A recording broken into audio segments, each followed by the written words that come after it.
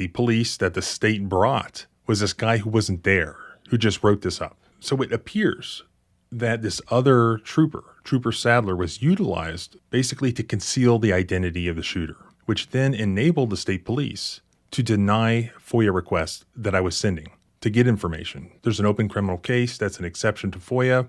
We can't give you any information, even though they clearly had no intention of even trying to prosecute or prove that criminal charge. Sounds like obstruction, doesn't it? They were obstructing the victim. So the criminal charge was then dismissed. But thereafter, the West Virginia State Police still denied my FOIA request. They claimed to still be investigating the shooting, even though no charges were pending anymore. And it had been over 5 months since the shooting. In West Virginia, there's a 1-year statute of limitations for criminal cases for misdemeanors. Just several days before that would bar them from charging Darius with a misdemeanor forever, on March 6, 2024, they filed yet another criminal complaint against him, this time charging him with misdemeanor assault. And these charges were brought by Sergeant Jerry Davis, who just happened to be the state trooper who was supposed to be investigating the shooting, who was communicating with the family, who was trying to visit and interview Darius when he was still in the hospital. He was supposed to be investigating and writing the report about the shooting, which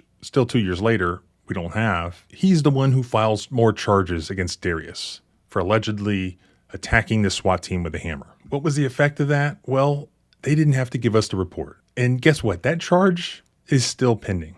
They can't prove it.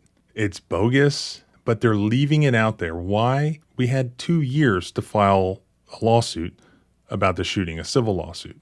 They kept that charge pending without it going to court for 2 years, without providing discovery, without even providing a copy of their report about what happened at the shooting.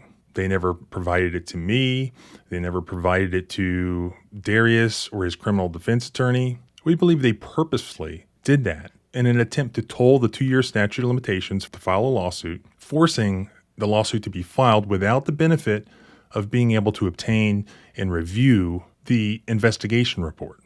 But of course, we did file a lawsuit. So ultimately now, because we don't have any body cam footage, it's going to be up to a jury who can listen to both sides and resolve the factual dispute.